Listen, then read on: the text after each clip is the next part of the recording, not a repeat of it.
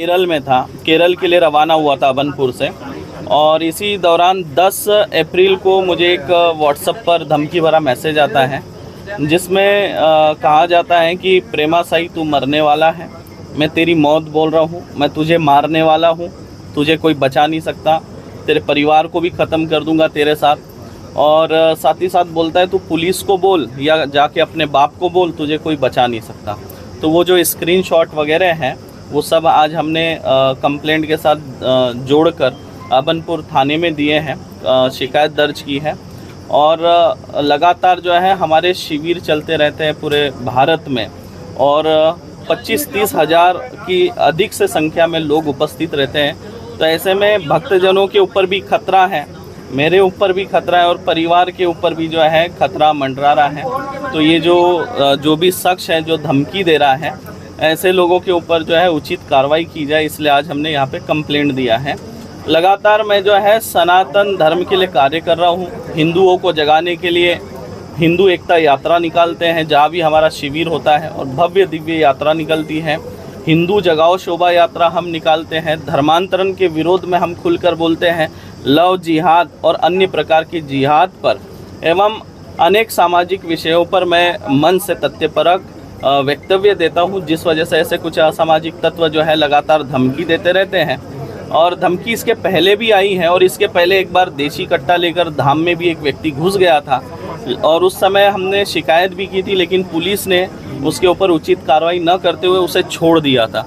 उसके साथ जो देशी कट्टा था उसको भी बरामद नहीं किया और उसको छोड़ दिया गया था। उस समय एक ऐसी घटना बिरेजर थाने में घटित हुई थी। तो इसी तरह जो है असामाजिक तत्वों से खतरा बना हुआ है, और अगर धमकी मिल रही है तो उसकी शिकायत करना भी ज़रूरी है। वैसे सोशल मीडिया पर, इंस्टाग्राम पर कमेंट के माध्यम से अक्सर धमकी आते रहती है, लेकिन ये डायरेक्ट व्हाट्सएप पर धमकी थी, थ्रेट था, इसलिए आज हम शिकायत दर्ज कराने आए। क्या लगता है इसके पीछे किसका हाथ हो सकता है?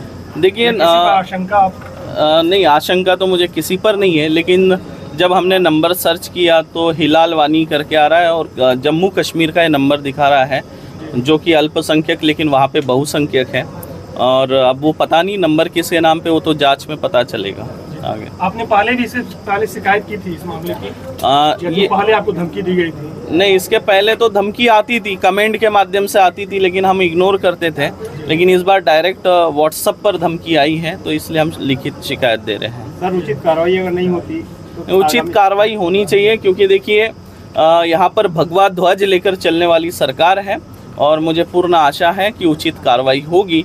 और मैं सरकार से भी मांग करना चाहता हूँ कि मैं सनातन धर्म के लिए कार्य कर रहा हूँ, सनातनियों को एकजुट करने का कार्य कर रहा हूँ। धर्मांतरण के विरुद्ध में लगातार हम शिविर लगा रहे हैं। बस्तर जैसे संभाग में जहाँ आज तक कोई दिव्य दरबार नहीं लगाया, बीजापुर हो गया, सुकमा हो गया, नारायणपुर हो गया, ऐसे नक्सलग्रस्त क्षेत्रों में जाके भी हम दिव्य दरबार लगा रहे हैं।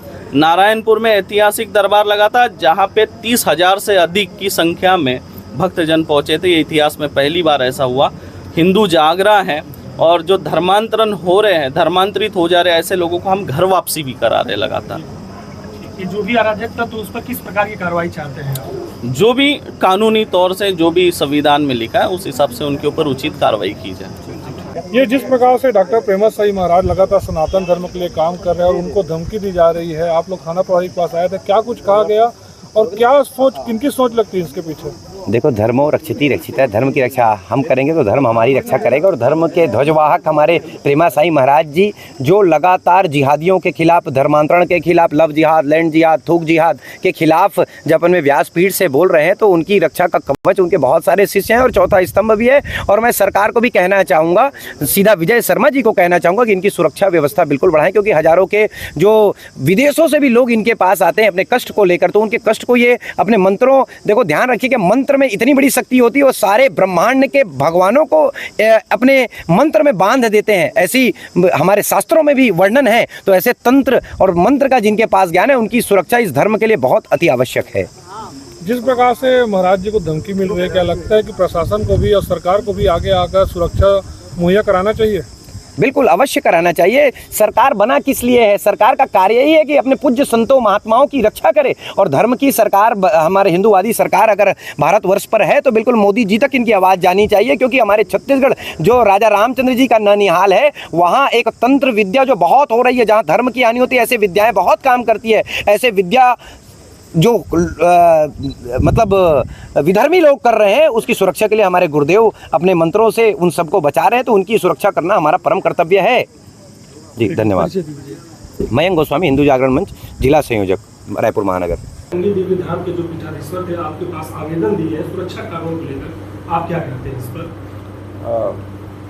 उनके द्वारा एक आवेदन दिया गया है, और जिसमें उनके द्वारा जिक्र किया गया है कि जब वे केरल के दौरे में थे तो व्हाट्सएप के थ्रू उनको मैसेज आया जिसमें धमकी भरा स्टेटमेंट टाइप से है, तो उसी के संबंध में उन्होंने कार्रवाई हेतु आवेदन दिया है।